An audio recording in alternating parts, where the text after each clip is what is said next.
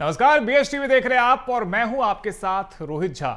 जिंदगी ना मिलेगी दोबारा, और ऐसा हम इसलिए कह रहे हैं क्योंकि देखिए जिस तरीके से लगातार आत्महत्या की वारदातें बढ़ रही है, ये वाकई में चौंकाने वाली है। और इसके पीछे आखिर वजह क्या है, क्यों लगातार जो आत्महत्या की वारदातें हैं वो बढ़ रही है, इसे जानना समझना बेहद जरूरी है। क्योंकि देखिए बीते दिनों दमोह से एक घटना सामने आती है जहां पर पति ने सुसाइड कर लिया, और पति के सुसाइड करने की वजह से जो पत्नी है वो भी दुखी हो गई, और फिर देखिए उसके 2 दिनों बाद पत्नी ने भी यहां पर सुसाइड कर लिया। सोशल मीडिया पर देखिए पोस्ट करके इसके बारे में जानकारी भी दी, और 2 साल की बच्ची का शव भी मिला है। ऐसे में देखिए सवाल बहुत सारे उठ रहे हैं कि आखिर लगातार जो आत्महत्या की वारदातें हैं वो क्यों बढ़ने लगी है, इसके पीछे की वजह क्या है। और इसके अलावा देखिए दमोह के अलावा दतिया से भी एक ऐसी ही वारदात सामने आती है जहां पे एएसआई ने आत्महत्या कर ली और टीआई पर प्रताड़ना का आरोप लगाया गया। और लगातार इस तरीके की जो तस्वीरें हैं वो देश के अलग अलग हिस्सों से देखने को मिल रही है। ऐसे में सवाल यही है कि आखिर इन वारदातों को रोका कैसे जाए। सरकार कोशिश कर रही है, और सरकार ने देखिए जिस तरीके से राष्ट्रीय आत्महत्या रोकथाम रणनीति भी बनाई है, लेकिन इसका असर कितना हो रहा है, क्योंकि जो लगातार जो ग्राफ देखने को मिल रहा है उसमें बढ़ोतरी देखने को मिल रही है, और लगातार इस तरीके की जो घटनाएं हैं वो भी आए दिन सामने आ रही है। और देखिए हर आयु हर वर्ग के लोग इसमें शामिल हैं जो लगातार अपनी जान दे रहे हैं।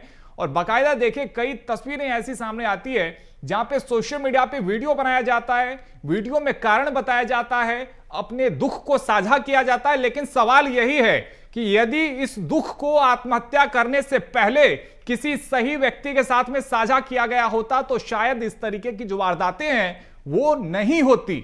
और इसलिए ही देखिए इस बेहद ही खास मुद्दे पर आज हम चर्चा करेंगे और जानेंगे कि क्यों इस तरीके की जो तस्वीरें हैं वो लगातार बढ़ रही है। लेकिन इससे पहले आपको हम बार बार बता भी रहे कि आखिर आज हम चर्चा क्यों कर रहे हैं। लेकिन क्योंकि बीते दिनों जिस तरीके की तस्वीर दमोह से आती है जहां पर पति ने आत्महत्या कर ली, अब पति के जाने का दुख देखिए जाहिर तौर पे होगा, लेकिन उसके बाद जो पत्नी ने कदम उठाया वो भी देखिए बेहद चौंकाने वाला था।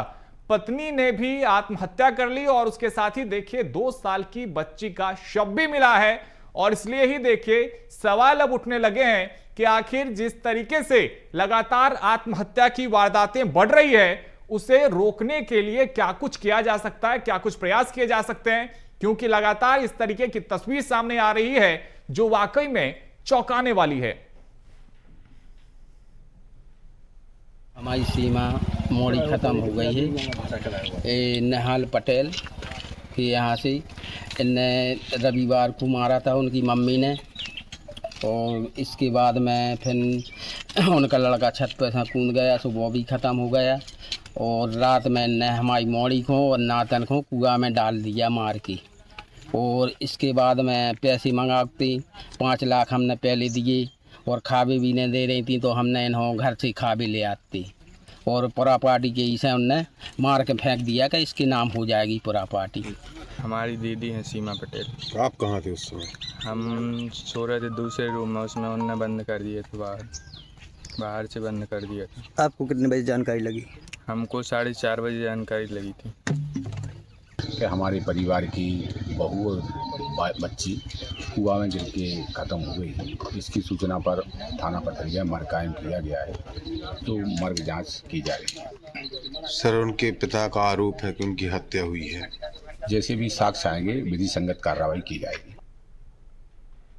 देखिए दमोह में पति और पत्नी ने आत्महत्या किया, जबकि दतिया में भी एक तस्वीर देखने को मिली जहां पे एएसआई ने आत्महत्या कर ली, और आत्महत्या से पहले इसका भी वीडियो बनाया जाता है और टीआई पर कई आरोप लगाए जाते हैं। और प्रताड़ना का आरोप देखिए एएसआई ने लगाया था टीआई के ऊपर में, और लगातार इस तरीके की तस्वीर सामने आ रही है। लेकिन जिस तरीके से एएसआई ने भी आत्महत्या की वो भी अब देखिए कहीं ना कहीं अब सवाल उठने लगे हैं कि क्या वाकई में इस तरीके से पुलिस वालों को भी प्रताड़ित किया जाता है। क्योंकि देखिए कई पुलिस वाले ऐसे देखने को मिले जो कि लगातार वर्क प्रेशर की वजह से, प्रताड़ित किए जाने की वजह से वो आत्महत्या कर रहे हैं। ऐसे में दतिया में एएसआई ने जिस तरीके से आत्महत्या की वो भी अब सभी को चौंका रहा है।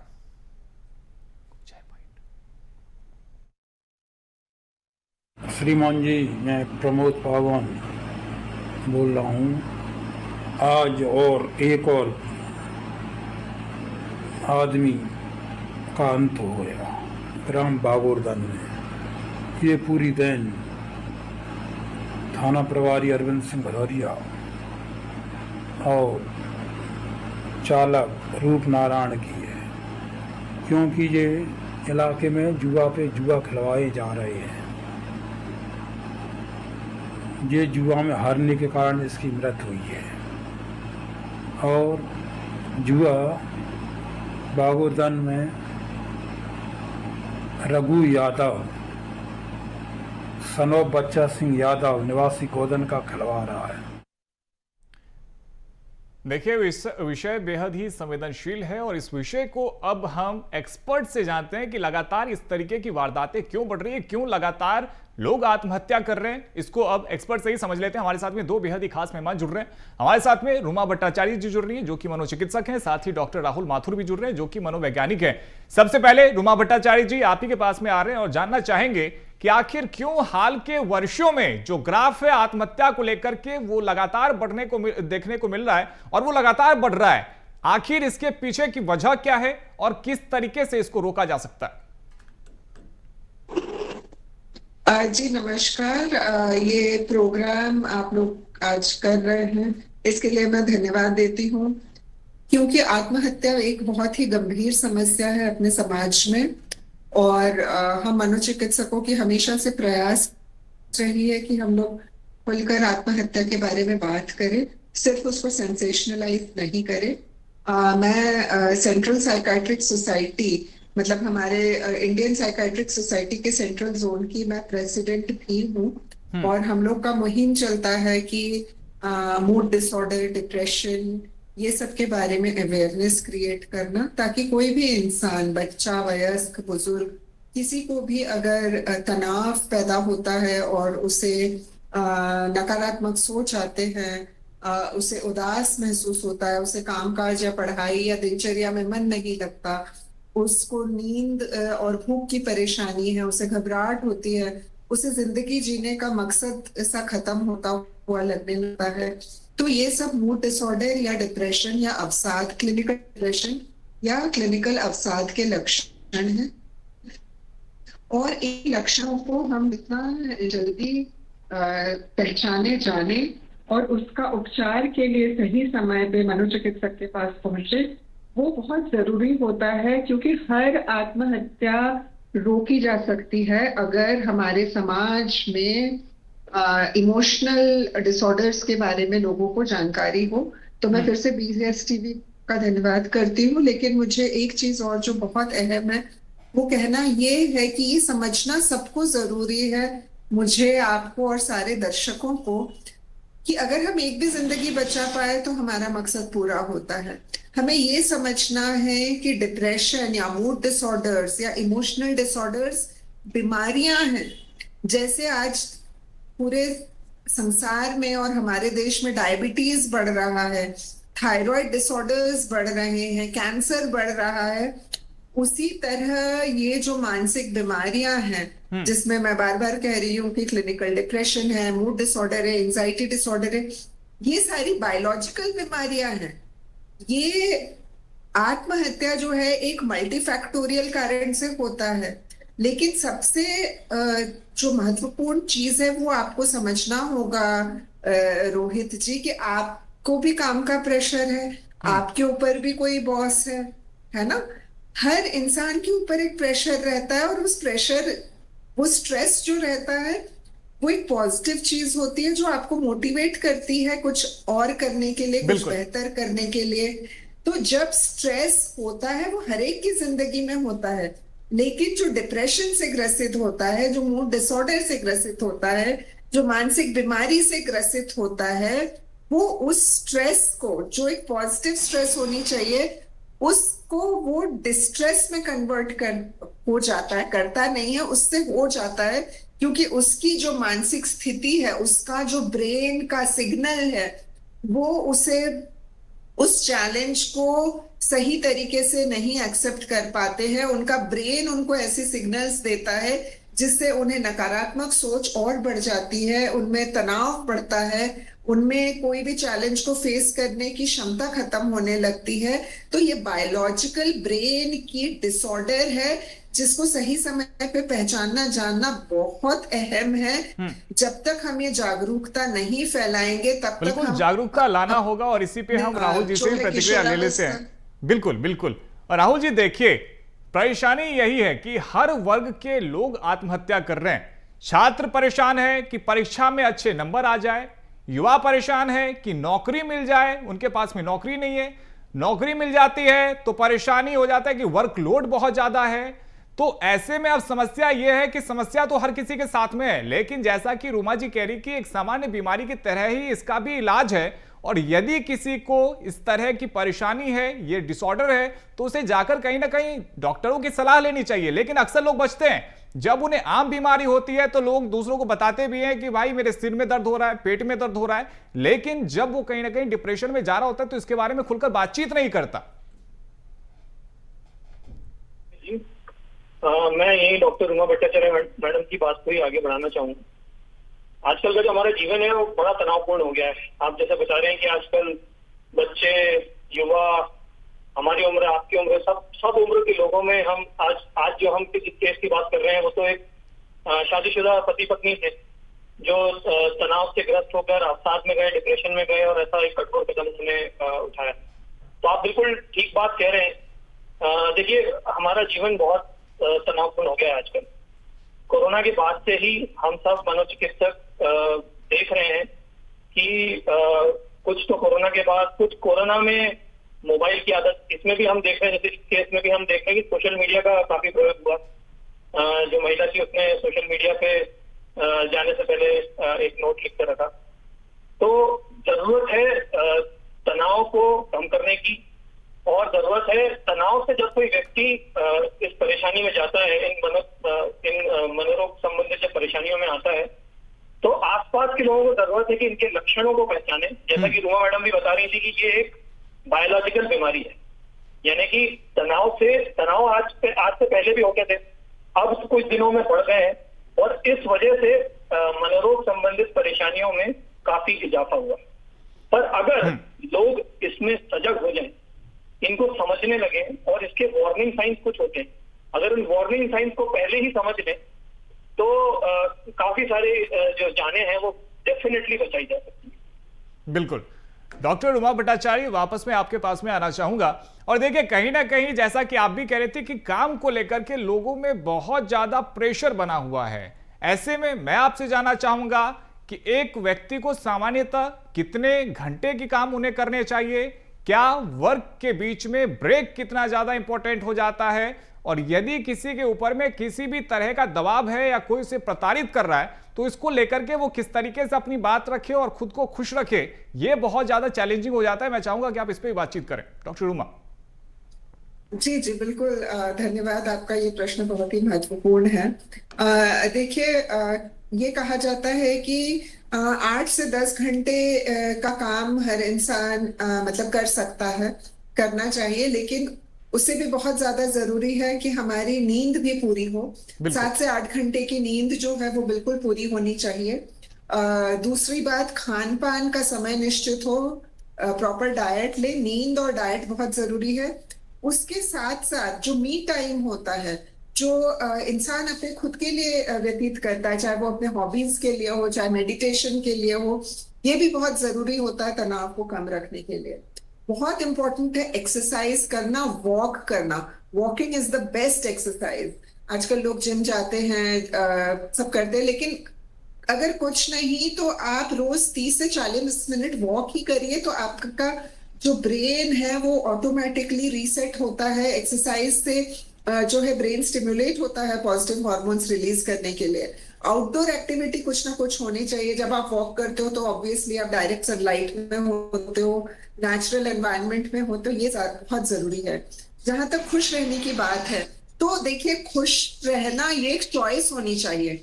ऐसा नहीं है कि हमारी लॉटरी ही लग जाएगी, हमारे रोज जो बॉस ही हमारी प्रशंसा करेंगे, पति पत्नी के रिश्ते हमेशा बहुत अच्छे रहेंगे, और हमेशा हम बाहर से खुशी अगर उम्मीद करेंगे तो कभी ना कभी ना उम्मीद होंगे। तो हमें खुशी अपने आप में क्रिएट करनी है, और उसके लिए जरूरी है कि हम अपने आसपास के वातावरण, अपने अपने फैमिली मेंबर्स से संपर्क बनाए रखें, जो है कम्युनिकेशन ओपन रखे। जैसे अभी डॉक्टर राहुल कह रहे थे कि मोबाइल यूज बढ़ गया है, डिजिटल यूज बढ़ गया है, इंटरनेट यूज बढ़ गया है, तो कहीं ना कहीं हम लोग अपने आप को एक अकेलेपन में घेर रहे हैं। पहले अगर आप ट्रेन में सफर करेंगे या कोई पब्लिक प्लेस में जाएंगे तो लोग एक दूसरे से बात करते थे, लेकिन आज सब अपने मोबाइल में इन्वॉल्व हो रहे हैं, तो अकेलापन हम लोग खुद चुन रहे हैं। और ये भी एक बहुत बड़ी समस्या है कि हम इंसान जो है ना एक सामाजिक प्राणी है, तो सोशल जो कनेक्शंस है वो बनाए रखना बहुत बहुत जरूरी है। तो मुझे लगता है कि पॉजिटिव एंड हेल्दी लिविंग कैसे जी जाए ये भी सीखना बहुत जरूरी है। पर सबसे जरूरी ये है कि अगर बीमारी है, उसके लक्षण हैं, रेड फ्लैग्स हैं, वार्निंग साइंस हैं, जैसे मैंने कहा कि नींद या भूख में परिवर्तन, व्यवहार में परिवर्तन, कामकाज या पढ़ाई या दिनचर्या के कामों में मन नहीं लग रहा, वो ऐसा हो रहा है, आप कटे कटे रह रहे हो, लोगों से मिलना जुलना बात करना आपको अच्छा नहीं लग रहा, आपको गुस्सा चिड़चिड़ापन बहुत ज्यादा हो रहा है, आपको घबराहट हो रही, तो ये रेड फ्लैग्स है और ये आपको संकेत देती है कि आप जो है संपर्क करें प्रोफेशनल से, है ना। जब आपको बुखार होता है 2 से 3 दिन आप डॉक्टर के पास दौड़ते हो, 2 बार से तीसरी बार उल्टी होती है तो आप जाते हो, लेकिन आपको लगातार 2-4 दिन से, हफ्ते भर से आपका मन अच्छा नहीं है, आपको किसी चीज में मन नहीं लग रहा, तो उसको आप क्यों नहीं शेयर करते हो। और अक्सर हमारे देश में क्या होता है ना, फ्री एडवाइस बहुत ज्यादा है कि लोग हमेशा अपने आप को बहुत बड़ा काउंसलर समझते हैं और सेल्फ अपॉइंटेड वो साइकोलॉजिस्ट बन जाते हैं। ये भी बिल्कुल बिल्कुल महत्वपूर्ण चीज कह रही है डॉक्टर रुमा आप, और डॉक्टर राहुल आपके पास भी इसी सवाल को आगे बढ़ाते हुए ले जाएंगे कि जैसा डॉक्टर रुमा कह भी रही हैं, और देखिए जो सोशल कनेक्शन है वो कम हो रहा है और कहीं ना कहीं सोशल मीडिया तक सिमट गया था, और अब देखने को मिल रहा है कि लोग सोशल मीडिया पे भी आपस में कनेक्टेड नहीं है, कहीं ना कहीं अब एआई का सहारा लिया जा रहा है। अकेलापन इस हद तक हावी है कि लोग अपनी परेशानी, अपनी बातें भी केवल एआई के साथ में साझा करते हैं। तो कहीं ना कहीं जो अकेलापन है वो कितनी बड़ी वजह है बढ़ते इस तरह के मामलों में। बिल्कुल रोहित जी, रुमा मैम ने बहुत अच्छी बात उठाई है और बिल्कुल मैं इस बात को सेकंड करूंगा। हम समझ नहीं रहे हैं इस समय कि ये जो मोबाइल फोन है ये हमारे जीवन में किस हद तक घुस गया है। इसका डेफिनेट एक बहुत मेजर प्रभाव है हम सबके जीवन में तनाव बढ़ाने का। आज से 25 साल पहले, 30 साल पहले जब आप नौकरी करते थे, घर जाते थे, तब आपके साथ आपका काम घर नहीं आता था। अब इस मोबाइल फोन के होने की वजह से आपकी अकाउंटेबिलिटी बढ़ गई। आप भले 6 बजे अगर आप अपने ऑफिस से घर जाते हैं तो आपका व्हाट्सएप चालू रहता है, आपका ईमेल चालू रहता है, और आप पत्रकारों का तो जीवन और मुश्किल है, आपको हर समय मुस्तैद रहना पड़ता है। तो इस तनाव को आपसे बेहतर शायद और कोई समझ नहीं पाएगा कि जब वर्क लाइफ बैलेंस नहीं होता है। वर्क लाइफ बैलेंस की बात कर रहे हैं हम ऐसे देश में रहते हैं जहाँ पे एक बहुत बड़े कॉर्पोरेट ओनर ये कहते हैं कि वर्क लाइफ बैलेंस क्या होता है इसकी किसी को जरूरत ही नहीं है, पहले काम करिए फिर वर्क लाइफ बैलेंस की बात करिएगा। ये बात बिल्कुल गलत है। हर व्यक्ति को हर स्टेज पे, ऐसा नहीं है कि आप जब यंग है तो आपको वर्क लाइफ बैलेंस की जरूरत नहीं, तो जब आप जैसे जैसे सीनियर होते हैं फिर ऐसा बिल्कुल नहीं है। हर व्यक्ति को एक पर्सनल टाइम, जैसे कि मैम बोल रहे थे मैम, हर व्यक्ति को एक पर्सनल मी टाइम की जरूरत है। हर आदमी को जरूरत है कि वो अपने काम से डिटैच हो, थोड़ा डिस्ट्रेस हो। हम लोगों का ये मानना है कि हर आदमी का जो दिमाग है, जो माइंड है, it has the capacity to heal on its own. उससे वो मौका मिले तो सही। अगर हम उसे पूरे समय तनावों से घेरे रखेंगे तो हम कैसे एक्सपेक्ट करेंगे कि कोई व्यक्ति तनाव मुक्त हो पाएगा। और तनाव मुक्त नहीं होएगा तो वो आगे आगे आगे बढ़ता जाता है। ये कैसा चक्रव्यूह बन जाता है कि तनाव से आपको मानसिक परेशानियां होती हैं, और वो मानसिक परेशानियां जब चालू होती हैं तो ये तनाव उसमें और आगे बढ़ा देता है। बिल्कुल, ये तनाव देखिए लगातार बढ़ रहा है, और जो आप कह रहे हैं वो बिल्कुल सही है कि जिस तरीके से डिजिटलाइजेशन हुआ है, अब कहीं ना कहीं लोग परेशानियों को घर तक ले आते हैं। और इसका उदाहरण देखिए, इससे भी समझ में आता है कि जहां भी शहरीकरण हुआ है वहां पे इस तरीके के जो मामले हैं वो बढ़े हैं। वहां पे जो ग्राफ है आत्महत्या का, उसमें इजाफा देखने को मिला है। और ग्रामीण क्षेत्रों में आज भी जो आत्महत्या की जो ग्राफ है, जो आंकड़े हैं वो अभी भी बहुत कम है। ऐसे में डॉक्टर रुमा, लोगों के लिए यह समझना कितना अहम है कि आप किसी ऑफिस के लिए या फिर किसी वर्क प्लेस के लिए या फिर व्यापार के लिए भी, हो सकता है कि आप उनके लिए केवल एक एम्प्लॉय हो, लेकिन आप अपने लिए सब कुछ हो, या फिर आप किसी रिश्ते में ही क्यों ना हो, आपकी अपने पति अपनी पत्नी के साथ में या किसी से भी आपके जो रिश्ते हैं वो भले खराब हो गए हो, उनके लिए केवल आप एक व्यक्ति हो सकते हैं, लेकिन आपके लिए आप सब कुछ हैं। जी बिल्कुल, देखिए ईश्वर ने हमें एक जीवन प्रदान की है और जो हमारा जीवन है वो बहुमूल्य है। भले ही हमारे देश की आबादी इतनी ज्यादा है, लेकिन हर इंसान जो है यूनिक है, हर इंसान का एक अपना अलग अस्तित्व है और हर इंसान की एक जो है अहमियत है।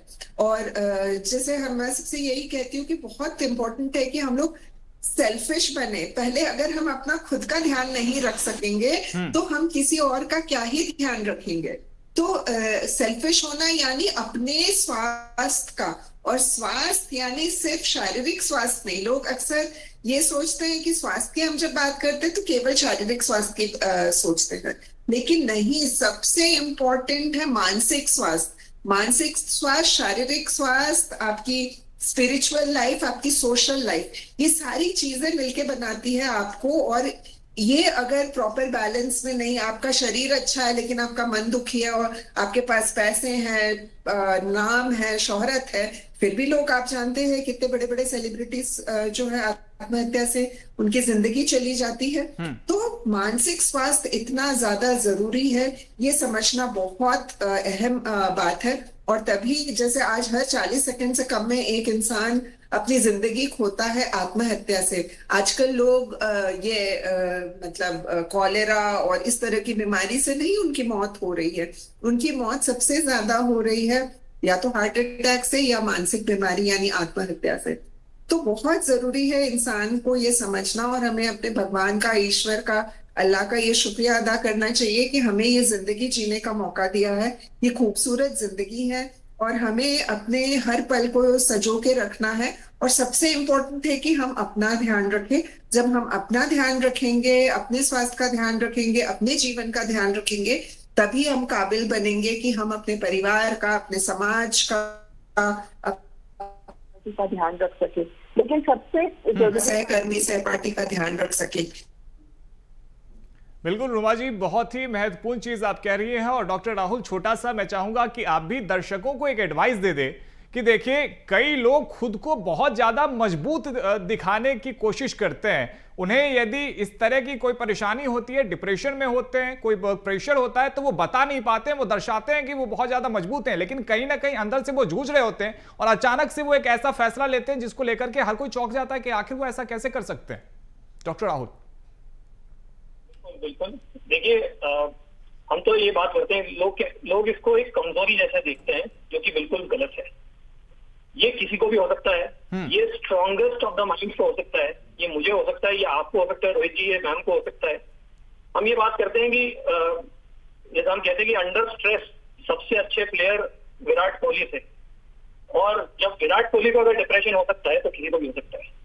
बिल्कुल ठीक कह रहे हैं आप, डिप्रेशन किसी को भी हो सकता है, लेकिन जरूरत है कि आप इस बात को स्वीकारें और एक्सपर्ट के साथ में जाएं। और देखिए, हमारे साथ में दो बेहद ही खास मेहमान जुड़े थे, डॉक्टर रुमा भट्टाचार्य और डॉक्टर राहुल माथुर, जो कि आपको बता भी रहे थे किस तरीके से आपको अपना ख्याल रखना है। बहुत शुक्रिया आप दोनों का ही हमारे साथ में जुड़ने के लिए। और देखिए, जैसा कि हम आपको बार बार कह रहे हैं कि जिंदगी दोबारा से नहीं मिलेगी, इसलिए ईश्वर ने आपको जिंदगी दी है। इस जिंदगी का बहुत ज्यादा ख्याल रखिए, स्ट्रेस फ्री रखिए और खुद को स्वस्थ रखिए, योग कीजिए और खुद को मेंटली भी फिट रखिए। फिलहाल इस चर्चा में इतना ही। खबरों का सिलसिला जारी है, आप देखते रहिए BS TV। धन्यवाद।